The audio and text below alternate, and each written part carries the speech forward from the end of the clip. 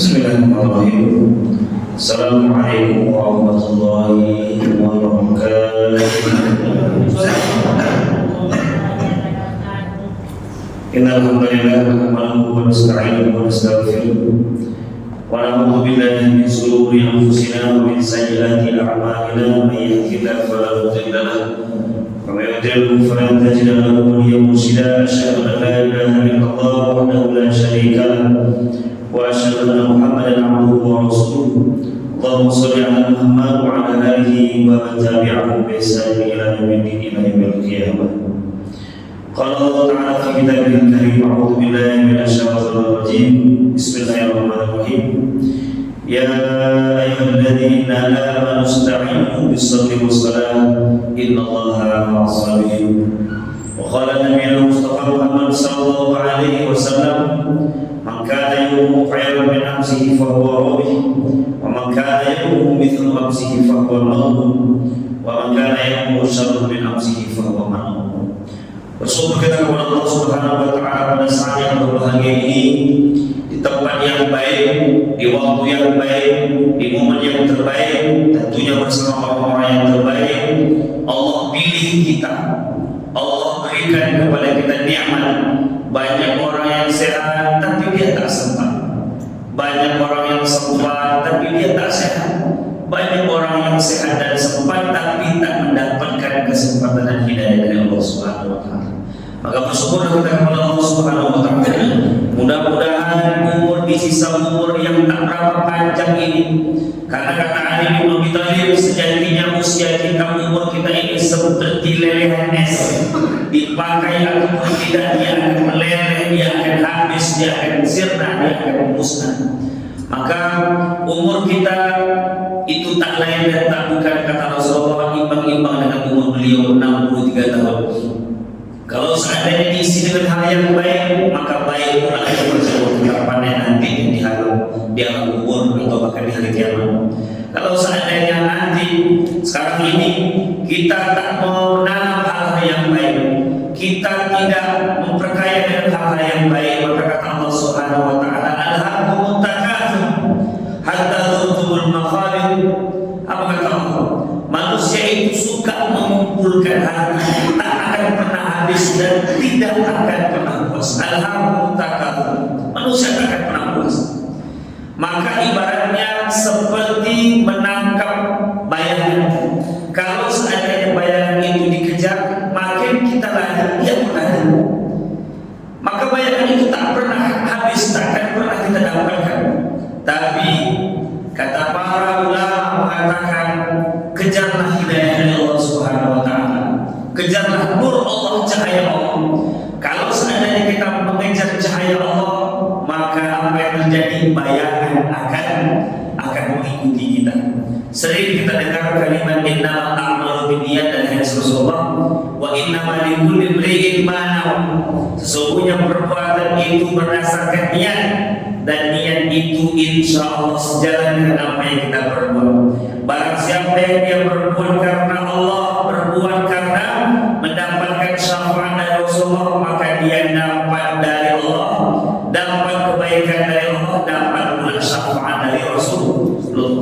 Wa man barang siapa dia hidup dia tak lain dan tak bukan, niat dia tak lain dan tak bukan hanya untuk dunia dan sisinya, yusibuha au ibadatinya Tuhan, bahkan ingin seseorang tersebut ingin dia mendekati seorang karena ada sesuatu hal yang ingin dimiliki sama dia, maka dia hanya mendapatkan dunia dan sisinya saja. Ibarat kata orang dahulu, menanam padi untuk akan ikut, tapi menanam rumput jangan harap padi akan ikut. Maka berbahagialah kita insya Allah. Mudah-mudahan ketika kita di tempat yang baik, di waktu yang baik, berkumpul bersama orang-orang yang terbaik, Allah memberikan kepada kita kebaikan, dan Allah memberikan kepada kita kematian yang mantap atau kematian yang husnul khatimah. Amin amin ya rabbal alamin. Ma'asyiral muslimin, Bapak Ibu yang dimuliakan oleh Allah Subhanahu wa Ta'ala, kita kemarin telah membahas tentang masalah wudu. Ustaz, wudu ini kan kami biasa, bisa tahu kan macam mana wudu yang baik dan benar. Kalau seandainya kita dulu belajar di MBA, tapi ilmu di MBA itu hanya sekedar dasarnya saja. Bapak Ibu tak kuliah, kita semuanya sekarang ini duduk di bangku informal, tapi kalau seandainya mendapatkan ilmu itu bahkan lebih dapat daripada orang-orang yang bilang kuliah. Karena apa? Karena kita lebih tekun dan lebih paten dalam menuntut ilmu tersebut. Maka kata Ali bin Abi Thalib, seandainya aku tahu besok mati, tetap hari ini aku menuntut ilmu. Kenapa? Dengan aku menuntut ilmu, maka amalan aku bisa dipertanggungjawabkan daripada aku mati tapi tidak dengan ilmu. Bapak Ibu dimuliakan oleh Allah Subhanahu wa taala. Ada hal-hal yang membatalkan wudu sebagaimana yang telah kita ketahui bersama, itu banyak sekali. Di antaranya sebagaimana yang telah dikatakan oleh Rasulullah sallallahu alaihi wasallam, an Anas bin Malik qala kana ashabu Rasulillah sallallahu alaihi wasallam ala ahli yantaziruna al-isha hatta tahfiqa ru'usuhum thumma yusalluna wa la yatawaddun.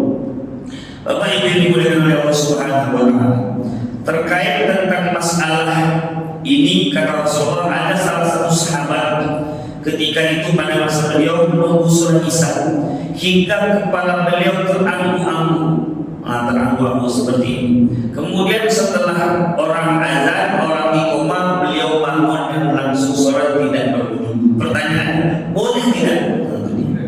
Ini yang sering kita dapatkan dalam sholat Jumat. Karena orang dalam sholat Jumat ini itu banyak sekali yang paham ketika pas waktu ini baru paham. Itu tak paham atau tidak tahu. Maka oleh karena itu yang kita bincangkan. Maka banyak pendapat ulama terkait tentang masalah tidur. Maka kalau kita lihat ada beberapa ulama terkait tentang masalah tidur. Yang pertama, ya, para ulama mengatakan bahwa tidur adalah hadas, sedikit atau banyak membatalkan wudu. Ini ulama yang pertama yang dikatakan oleh jumhur mayoritas ulama. Ini pendapatnya. Tidur kata dia merupakan hadas, sedikit atau banyak ini akan membuat orang akan batal. Kemudian pendapat yang kedua berpendapat bahwasanya tidur itu tidak hadas, tidur itu tidak membatalkan wudu, kecuali kalau seandainya dia tidur tersebut itu dibatalkan oleh sesuatu yang membuat dia batal. Contohnya kalau cakap kentut atau buang angin, batal karena sesuatu yang membuat dia batal itu keluar dari kaedah dari tidur itu sendiri. Kemudian ulama yang ketiga mengatakan dia membedakan antara tidur yang nyenyak dengan tidur yang tidak nyenyak. Kira-kira kalau tidur dulu itu tidak ada, tak ada. Maka kalau saya memiliki berbahaya, tidur duduk dengan posisi tegap seperti ini, itu tak nyenyak. Beda dengan orang yang tidur kepalanya sadar diletakkan dia di ingat, atau diletakkan di kepala belakang ke belakang, ingat, atau diletakkan dia pakai tangan saja dari dalam, itu tidak, atau meletakkan tangan ini ke belakang, itu tidak. Maka kalau saya memang bisa ngomong atau haji, itu kalau saya bapak hidup seperti ini, ketika persoalan khutbah saya dan imam saya sudah berubah begini, itu persoalan sudah berubah. Kenapa kita takutkan nyenyak itu dia. Nah, Pak Ibu berbagai Allah Subhanahu wa taala. Nah, oleh karena itu, kalau seandainya posisi tidur dari dulu tadi itu itu akan membuat isi perut kita tersebut itu tak keluar dari kata itu adalah bentuk kita. Karena posisi dulu kita dalam keadaan tegak tadi seperti ini. Kemudian, Ustaz, bagaimana kalau kami tidur tapi nyenyak? Dalam hal ini adalah mendekur, maka ini dikatakan membatalkan wudu. Berarti dia nyenyak. Karena yang membuat dia batal tersebut bukan duduknya tapi nyenyaknya. Oke, dia tak ada kepala, oke dia tak ada kepala, oke dia tak begini, tapi dia ngorok. Bahkan lebih besar pula suaranya daripada suara hakim. Maka ini membatalkan wudu. Kalau seandainya kita jadi langsung dibangunkan orang jangan langsung. Pak, bapak tadi udah berkhutbah di WhatsApp. Tidak ternyata Tapi jangan ketika pas tidak tiba, waktu sudah turun dari tiba baru berhenti bisa. Apa yang dimulakan oleh Allah Subhanahu Wa Taala. Nah, beberapa imam di antaranya di sini ada dikatakan Imam Malik mengatakan barang siapa yang tidur berbaring di samping sambil sujud maka wajib baginya berwudu, kata beliau, baik lama ataupun sebentar. Jadi, kemudian pendapat Imam Syafi'i ini yang sering kita bawa mengatakan setiap tidur itu batalkan wudu kecuali tidur duduk dan tidak nyenyak. Nah, jadi maka yang membuat nyenyak itu apa? Seperti ini. Kalau saya tidur begini nyenyak, kecuali dia kalau dalam posisi dia bersandar, itulah yang membolehkan kita untuk tidak berwudu, tapi dengan catatan kita tidak mendegur. Kemudian berikutnya, yang ketiga, Imam Abu Hanifah mengatakan tidak ada kewajiban berwudu kecuali orang tersebut tidurnya berbaring. Itu di antaranya Imam Abu Hanifah. Apa yang dimaksudkan oleh Allah Subhanahu Wa Taala? Itu di antara maka kalau seandainya kita ingin lebih hati-hati, pakailah mazhab Syafi'i. Kenapa dia menjaga? Bukan berarti kita katakan mazhab yang lain tidak batal. Tak batal, ya. Imam Syafi'i itu lebih menjaga karena takutnya ketika kita tidur tersebut, ketika kita sudah hilang kesadaran kita, hilang kesadaran, maka itu akan mengindikasikan wudu kita sudah batal. Nyenyak, maka itu sudah hilang kesadaran. Tak tahu lagi. Bahkan ketika pas kita mendengar Quran, lepas Quran, tak Quran, berarti kita sudah hilang kesadaran dan nyenyak. Yang membuat dia sebetulnya batal itu nyenyaknya. Maka apapun yang membuat dia nyenyak, misalnya dia bersandar kepala ke belakang, ke depan, aku bahkan tidak bersandar, tapi dia betul nyenyak dia batal. Itu dia. Karena orang yang biasanya kan kalau saya tanya khutbah Jumat, saya tengok dulu macam mana dia tidurnya. Tapi kalau seandainya tidur gini saja, tanpa suara, tanpa meletakkan kepala kanan kiri belakang depan, tak batal. Kecuali kalau seandainya dia dalam keadaan bermajlis Islam, buang angin sebagai dulu cerita. Bapak Ibu berhati kepada Allah Subhanahu Wa Taala. Kemudian Rasulullah Sallallahu Alaihi Wasallam ini terkait dengan masalah wanita. Wa anna Aisyah radhiyallahu anha qalat ja'at Fatimah bintu Abi Hubaysh ila Nabi sallallahu alaihi wasallam qalat ya Rasulullah inni imra'atun istahaqu fala adkhulu afa ad'u salat qala innama dhalika 'irqun wa laysa bihaydin fa idza aqbalat haydatuki fad'i salat wa idza adbarat faghsili 'anki dam thumma salli muttafaq alaihi. Bapak Ibu berbagai Allah Subhanahu Wa Taala ini tentang istihadah. Fatimah binti Abi Hubaysh datang kepada Rasulullah Sallallahu Alaihi Wasallam, ya Rasulullah, aku adalah perempuan yang kena istihadah, maka aku tidak suci. Apakah aku boleh meninggalkan sholat? Beliau menjawab jangan. Itu hanya penyakit. Itu dia. Bukan haid, maka jika haid datang tinggalkan sholat. Jika telah berlalu maka cucilah darahmu kemudian sholatlah. Pertanyaannya apa itu istihadah? Istihadah Bapak Ibu berbahagia untuk kita sebagai orang Asia itu rata-rata kalau kita pakai mazhab Syafi'i itu maksimal haid 15 hari maksimal. Kalau seandainya umpamanya istri kita, adik kita, mak kita dan sebagainya itu haidnya umpamanya 10 hari, tiba-tiba hari ini beda dengan hari semalam. Hari semalam itu 10 hari, tiba-tiba ini hari yang ke-11 masih berdarah. Apakah masyarakat boleh kita dekati sebagai seorang suami? Tak boleh, karena masih ada hari yang ke-11 belum 15 hari. Maka belum disentuh kecuali sudah kena 15 masuk ke 16 baru setelah mandi dan sebagainya baru boleh disentuh. Kenapa? Ustaz, bagaimana kalau hari ke-16 itu dia cakap masih berdarah? Itulah yang dikatakan istihadah. Sudah. Tapi kalau Bapak Ibu misalnya pergi ke Mesir atau pergi ke Maroko atau pergi misalnya ke negeri-negeri yang punya mazhabnya Hanafi kan di sana, itu 10 hari. Karena orang-orang Arab itu biasanya rata-rata itu 10 hari. Kita Asia itu biasanya 15 hari maksimal. Minimal setetes itu dia. Apa yang diperlukan dari Allah Subhanahu Wa Taala. Kemudian kata Rasulullah Sallallahu Alaihi Wasallam, wa an Ali bin Abi Thalib radhiyallahu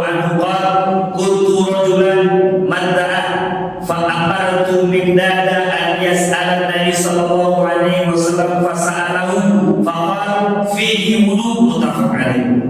Dari Ali bin Abi Thalib radhiyallahu anhu berkata, aku adalah orang mengatakan yang mengeluarkan air mani, maka aku meminta Mikdad agar bertanya kepada Nabi sallallahu alaihi wasallam. Lalu beliau pun bertanya kepada Rasulullah, maka Rasulullah menjawab, ia harus berwudu. Bapak Ibu yang berbahagia, dalam laki-laki itu ada mengatakan ini ada fikih akan soal ini. Yang pertama ada namanya air mani, yang kedua namanya air mani, yang ketiga namanya air seni, yang keempat namanya air mani. Air mani itu ketika keluar, itu keluarnya setelah air seni atau air kencing. Maka posisinya ini seperti lem yang warnanya agak sedikit keruh dibandingkan dengan air mani. Dia keluarnya setelah kencing dan tidak ada hubungan maaf cakap dengan namanya nafsu. Tak ada hubungan. Ketika pokoknya selesai kencing dia keluar, tak ada hubungan dia dengan nafsu, tak ada hubungan dia dengan birahi dan pemerintah. Dia keluar, dan ketika ini keluar, ketika ini keluar dan mengenai celana kita, wajib celana tersebut dicuci dari hukumnya seperti air seni atau air kencing. Kalau seandainya keluar. Kemudian air mani ini dia keluar, dia berbarengan. Bahkan ada yang mengatakan keluarnya setelah air seni atau air kencing, tapi dia agak lebih sedikit lebih sedikit jernih ketimbang air mani. Nah, air ini keluar diakibatkan karena ada nafsu tapi tidak sampai orgasme. Ini namanya air mani namanya. Maka ketika dia keluar tak perlu mandi, maka hanya berwudu saja. Kenapa sekarang baju wajib untuk dicuci atau diganti? Itu dia antara. Berikutnya air seni, jelas air kencing. Air kencing yang dikeluarkan oleh manusia seperti halnya biasa, kena baju maka wajib kita untuk mencuci. Yang keempat adalah air mani. Air mani adalah air yang dikeluarkan oleh manusia, baik itu laki-laki atau perempuan, ya. Tapi adalah lagi itu dikeluarkan karena orgasme tadi. Maka kalau seandainya keluar bukan karena orgasme, maka dia tidak dikatakan air mani, dia wajib keluarnya dalam karena orgasme. Sudah terucap masuk ke keluar. Air tersebut dia tak najis.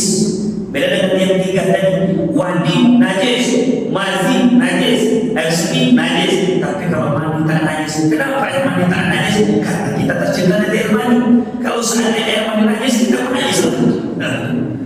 Dia tak najis, tetapi ketika keluar wajib kita mandi. Itulah banyak para ahli mantik, logika mengatakan, kenapa air mani itu ketika keluar wajib mandi, sementara airnya kalau kena baju itu baju tak jadi najis. Air seni atau air yang keluar tadi kena baju najis, ketika keluar tak wajib mandi. Itulah hebatnya Allah dan tauhid Allah kepada kita. Kalau seandainya setiap kali kita kencing, Bapak Ibu berbahagia, kita mandi, alamatlah kita seperti yang menjadi. Setiap kali kencing mandi. Karena air kencing ini dia tak perlu mengeluarkan tenaga untuk kencing. Bahkan orang sudah bersiul seperti itu.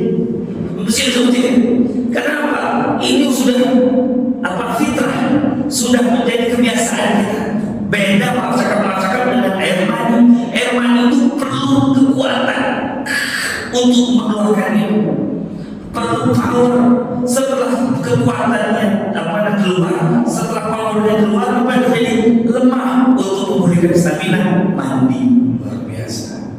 Apa yang diperlukan yang oleh Allah Subhanahu wa Ta'ala.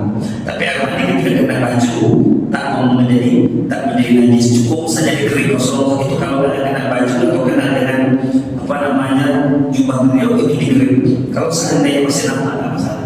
Itu di antaranya. Bapak yang kiriman dan wahyu dari Allah Subhanahu wa Ta'ala. Kemudian kata Rasulullah SAW, ya, wa an Aisyah radhiyallahu anha Rasulullah SAW qala ba'du nisaihi thumma kharaja ila salati wa lam yatawadda. Ya, dari Aisyah Rasulullah SAW kata beliau itu pernah berjumpa dengan salah seorang istri beliau, kemudian beliau keluar untuk melaksanakan sholat dan tidak berwudu, ya, bisa berwudu dan sebagainya. Hadis ini didoifkan. Karena apa? Karena hadis ini sering dibawa oleh mazhab Imam Abu Hanifah. Karena kalimat lamastumun nisa dalam dalam kalimat membatalkan sholat, kita ini kan yang masuk membatalkan itu diantaranya auja'a halu minal wa'id, kalau kita buang air besar, aulamastumun nisa, kalau kita menyentuh perempuan. Perhatikan, kalimat menyentuh perempuan untuk Imam Syafi'i maksudnya memang langsung tersentuh, sengaja atau tidak namanya menyentuh. Tapi Imam Abu Hanifah yang dikatakan menyentuh itu maaf cakap itu maksudnya dalam bersentuh, menyentuh bahasanya. Makanya kalau kita lihat orang-orang yang pergi haji itu kalau dia bersentuhan, misalnya dia pakai mazhab Imam Abu Hanifah, dia tak batal. Kenapa? Dia menganggap persentuhan itu maksudnya bukan bersentuh seperti ini, tapi maaf cakap bersentuh antara bahu itu batal. Tapi kalau sentuh tak batal menurut Imam Abu Hanifah. Sementara Imam Malik mengatakan kalau kita bersentuhan seperti ini dengan perempuan, kalau ada rasa baru batal. Maksudnya perempuan sini maksud istri kita ya Pak ya, bukan istri orang lain, istri kita misalnya.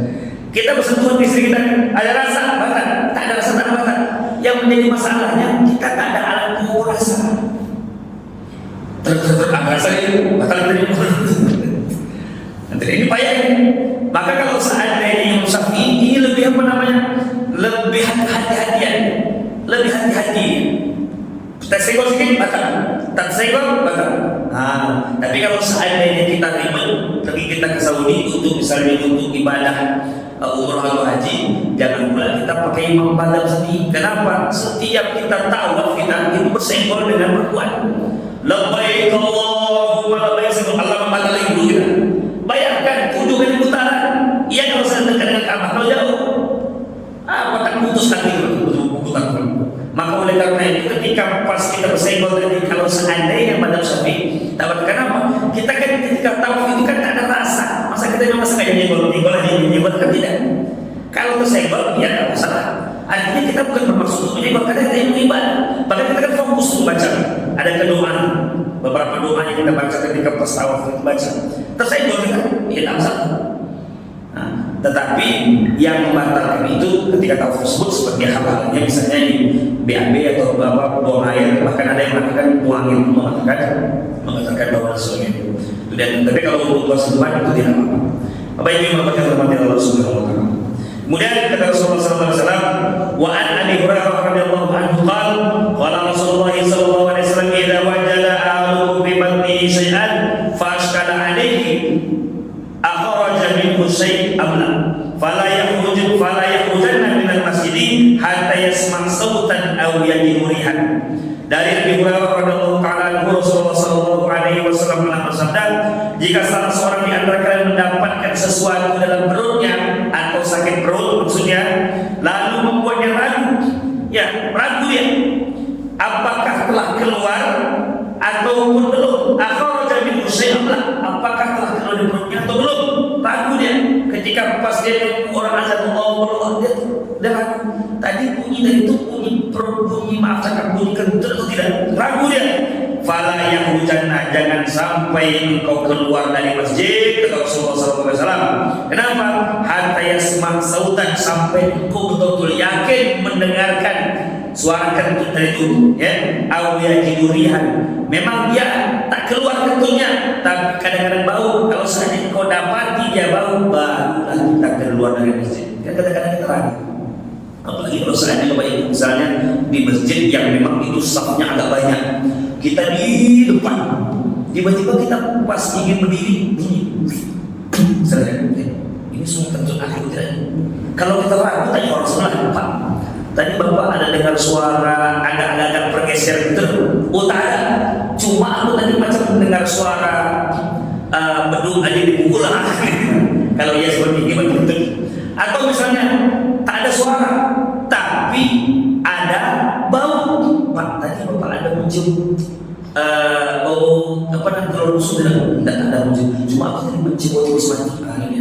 Kalau sudah ada yang seperti ini dia mencium, berarti jelas batal. Atau yang ketiga ulama menambahkan apa namanya, suaranya tak ada, baunya tak ada, tapi kita yang merasakan. Tiba-tiba lama dan lain.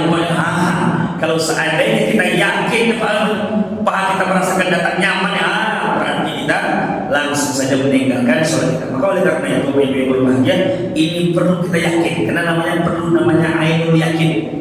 Ya, perlu pandangan dengan keyakinan. Kenapa? Kadang-kadang kalau seandainya kita berbunyi, tapi cakap dari lubang belakang kita bisa datang mengeluarkan sesuatu suara misalnya, maka tak usah keluar. Kita khawatir ternyata itu hanya perasaan halusinasi kita saja.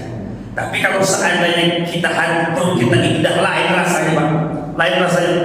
Ini kalau seandainya diteruskan surat pengajian ini bahaya, ini menjadi waktu adalah kalau seandainya itu yang terjadi, lebih baik kita buang air saja ketimbang melanjutkan sholat. Karena berbahaya nanti kalau seandainya dilanjutkan, lainlah bingung menahan cerita.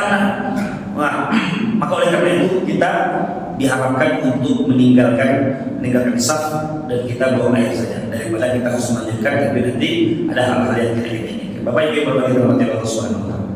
Kemudian kata Rasulullah SAW, wa an Qurqin bin Ali radhiyallahu ta'ala anhu qala rajulun massastu zakat aw qala ar-rajulu yamassu zakarahu fi shalah a'alayhi wudu faqala Nabi sallallahu alaihi wasallam la innama huwa badghatun minka akhrajahu al-khamsah wa sahahu Ibnu Hibban. Bapak Ibu yang berbahagia, kemudian dari Talq bin Ali radhiyallahu ta'ala anhu, ia berkata, seorang laki-laki berkata, ya Rasulullah, aku menyentuh maaf cakap kemaluanku. Kemudian dia berkata, seorang yang menyentuh kemaluannya dalam sholat, maka apakah dia wajib berwudu? Maka Rasulullah berkata, tidak, ia hanyalah bagian dari anggota tubuhnya. Hadis ini dirumbuhkan dengan hadis yang kedua. Ternyata hadis ini posisinya dhaif. Artinya posisinya lemah, hadis ini lemah. Maka Imam Syafi'i, hadis ini sering dibawa oleh Imam Abu Hanifah. Maka Imam Syafi'i menguatkan atau menentang hadis ini dengan hadis yang berikutnya lebih kuat posisinya. Apa hadis ini diriwayatkan oleh Tirmizi dan Ibnu Hibban? Apa kata Rasulullah? Wa an Usrata bintu Safwan radhiyallahu ta'ala anha, Nabi sallallahu alaihi wasallam, man massa dzakarahu falyatawadda. Barang siapa yang tersenggol, yang tersentuh cakap kemaluannya, maka hendaklah dia berwudu. Kalau hadis tadi dia katakan tak berwudu. Karena apa? Karena kemaluan itu adalah daging yang berlebih. Namun hadis ini disangkal dengan hadis berikutnya. Kata hadis yang berikutnya itu bahwasanya ketika kita tersenggol dengan kemaluan kita, maka wajib berwudu di antara. Kenapa? Karena itulah selain hadis kalau Imam Malik mengatakan kalau kita punya rasa senggol itu ada rasa tegangan pas menggemal cakap kemaluan kita baru berwudu. Imam Syafi'i tidak ada rasa, tidak sengaja tidak, tetap wajib berwudu. Ustaz, bagaimana kalau kami nyebut anak kami? Anak kami kan belum sunat, sementara kami ingin cebok sama dia, sementara kami ingin pakai baju atau celana dia, kita saya terus ingin wajib berwudu. Masalahnya tidak tentukan apakah yang tersenggol itu cakap kelaminnya sunat atau belum, kecil atau besar, tetapi ketika sudah tersenggol wajib berwudu. Kayak kalau ibu misalnya ingin menyalurkan celana anak-anaknya, maka kalau saya ingin menyalurkan, khawatir dia nanti misalnya terkena dia, maka pakailah pandai-pandailah cara menyalurkannya supaya tak terkena dengan bawaan anaknya misalnya. Tapi kalau seandainya umpamanya belum berwudu, maka sekali nanti langsung berwudu. Bapak yang dimuliakan oleh Allah Subhanahu wa taala. Kemudian kata Rasulullah sallallahu alaihi wasallam, wa an Aisyah radhiyallahu anha, anna Rasulullah sallallahu alaihi wasallam qala man asabahu qay'un aw ru'af aw qalasun aw madiyun falyaqwadha thumma liyabni 'ala salati wa huwa fi dzalika la yatakallam. Dari Aisyah radhiyallahu anha bahwa Rasulullah sallallahu alaihi wasallam pernah bersabda, barang siapa yang muntah, keluar sesuatu dari hidungnya, mimisan, kemudian keluar dari lehernya macam seperti darah atau nanah, atau keluar marcakap air mandinya atau air wadinya, maka hendaklah dia berwudu. Kemudian setelah berwudu ia meneruskan sholat, kecuali kalau seandainya marcakap celananya kena maka wajib diganti. Itu dia. Kenapa? Karena ketika dia tak mengganti otomatis akan menjadi najis. Kecuali kalau seandainya ketika pas kena tersebut langsung dicuci, langsung disetrika, langsung boleh cerita. Tapi kalau seandainya ada yang lain, lebih baik saja. Jadi muntah pun itu ternyata digolongkan menjadi najis, meskipun ada beberapa ulama kata najis, tapi hadis ini menguatkan muntah itu juga dijadikan sebagai sebab membatalkan wudu, baik itu muntah manusia apalagi muntah hewan. Itu dia. Apalagi muntah maksa-maksa janji halal itu dia antaranya. Bapak Ibu berbagai rahmat Allah Subhanahu wa taala. Kemudian wa an Jabir bin Samurah radhiyallahu taala anhu anna rajulan sa'ala Nabi sallallahu alaihi wasallam atawdu min al-luhum al-ghanam qala in syi'ta qala atawdu min al-luhum al-ibil qala na'am. Dari Jabir bin Samurah radhiyallahu taala anhu bahwasanya Nabi sallallahu alaihi wasallam pernah ditanya oleh seorang sahabat, apakah saya harus berwudu ketika saya habis makan daging kambing? Beliau menjawab, terserah engkau. Artinya lebih baik berwudu, tapi kalau tak berwudu tak apa-apa. Beliau bertanya lagi, apakah wajib saya berwudu ketika saya habis makan daging unta? Ya, wajib berwudu. Ternyata beda antara unta dengan kambing. Kenapa unta ini diwajibkan sementara kambing tidak? Karena unta lebih bau ketimbang kambing. Itu diantara. Tapi kalau seandainya kita merasa kambing, Ustaz kami lebih bau, Ustaz macam mana, Ustaz tak nyaman, maka tak apa-apa kita berwudu. Kalau kita di sini, kalau misalnya orang di sana unta, kalau kita jengkol, petai, kemudian terasi lah, itu membuat kita sama apa namanya bawang. Kalau kita bawa bawang biasa juga itu kan melayan bau kita, maka itu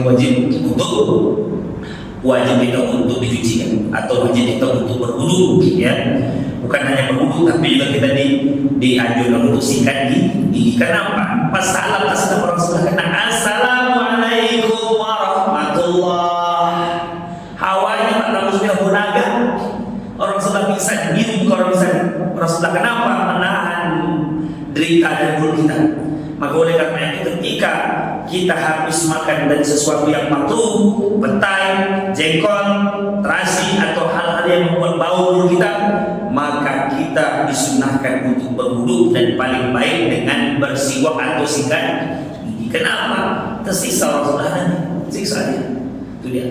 Di antaranya begitulah, bayangkan kita ingin menghadap Allah, ingin sholat, ingin ingin mendirikan ibadah, yaitu ibadah Allah sholat dalam hal ini, maka wajib sempurna. Bayangkan kita ingin berjumpa dengan gubernur saya begitu, ingin berjumpa dengan gubernur, ingin jumpa sama bupati, apalagi ingin jumpa dengan Allah.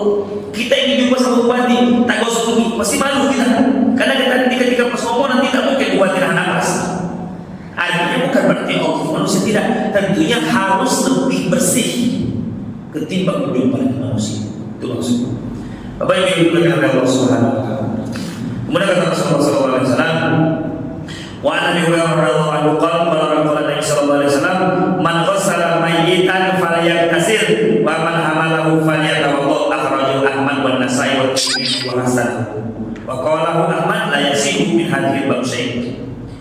Kemudian dari Nabi sallallahu alaihi wasallam, barang siapa yang memandikan jenazah hendaklah dia mandi, dan barang siapa yang membawanya hendaklah dia berwudu. Hadis ini ternyata tidak begitu kuat. Artinya gini Bapak Ibu berbagi, kalau kita memandikan jenazah, paling baik, paling bagus kita itu mandilah, paling baik. Karena bagaimanapun jenazah itu adalah dia sudah menjadi bangkai, cuma namanya jenazah karena dia manusia. Tapi kalau seandainya dia hewan udah bernama bangkai, maka paling baik, paling bagus kita ketika sudah memandikan kita mandi balik kalau sempat. Kalau seandainya tak sempat apapun dibuat, itu diantaranya. Kenapa?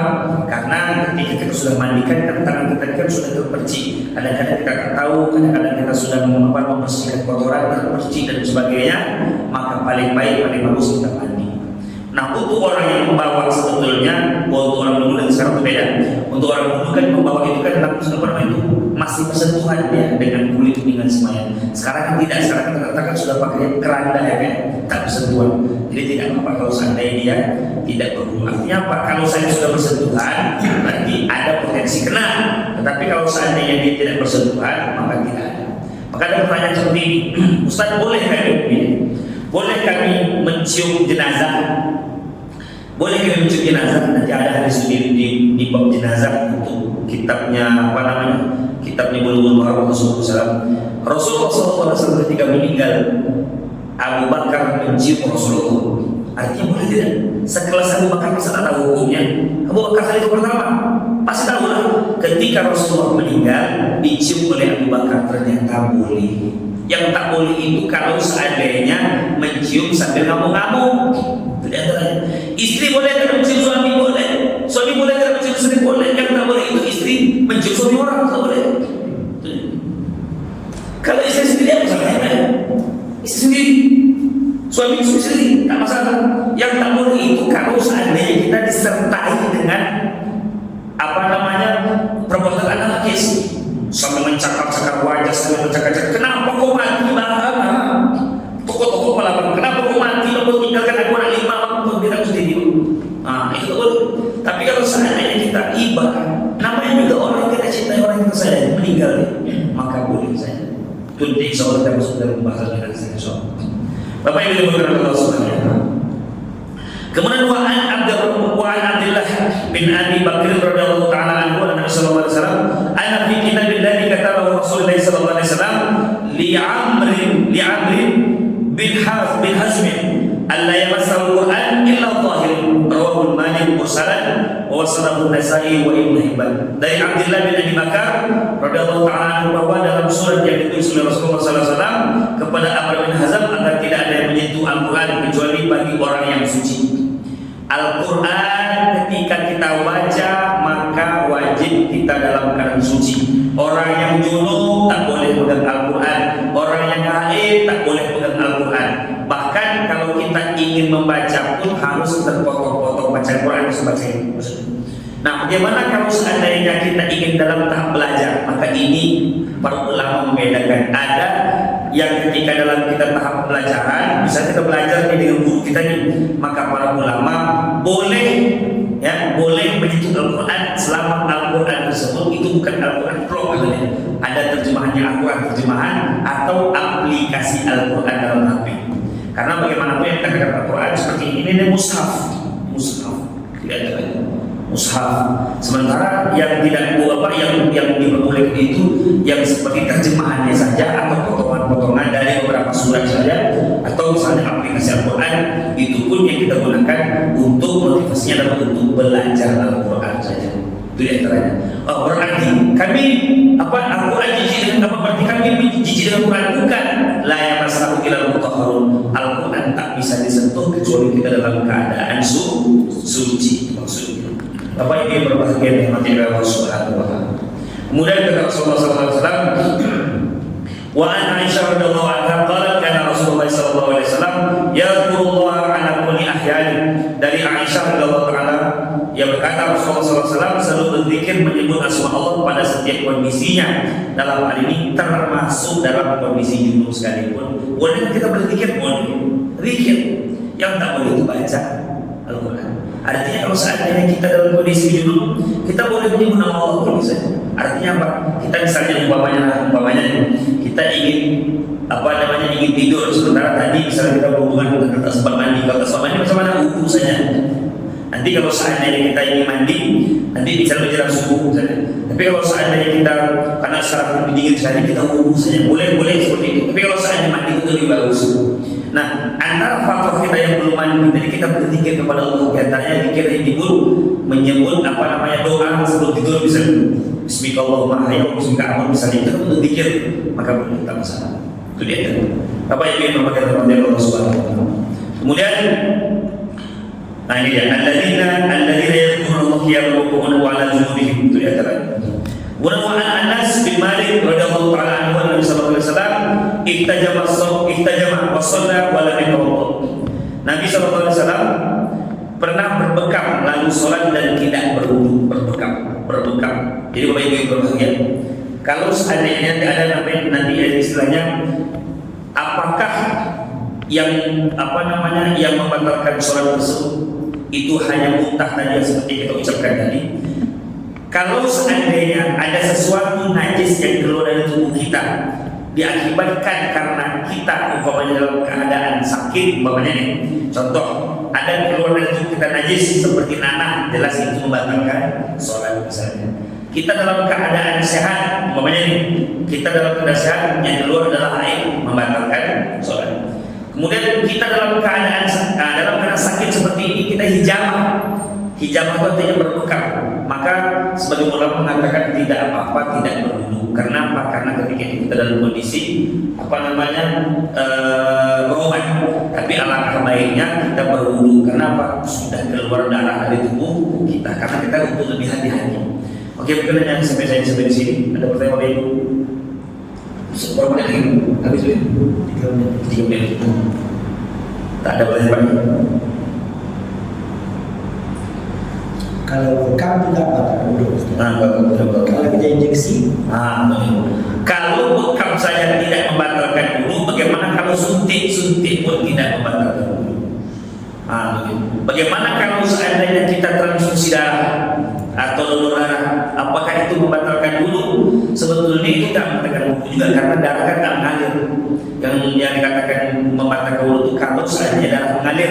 Kalau seandainya bekam darah mengalir, batal. Tapi kalau seandainya dia tak mengalir, mau darah sedikit misalnya tak mengalir, tak masalah. Tapi kalau seandainya memang pas transfusi darah mengalir keluarnya, maka itu membatalkan. Maka tadi itu lebih baik kalau seperti tadi potensi untuk darah tersebut itu keluar mengalir, maka lebih baik kita berwudu saja. Kenapa? Payah buru-buru kalau payah. Kecuali kalau suruh mandi ya berbahaya. Itu baik. Tapi kalau untuk buru kata itu payah, insya Allah. Sampai sini ada pertanyaan? Ada banyak? Ada banyak. Ada banyak.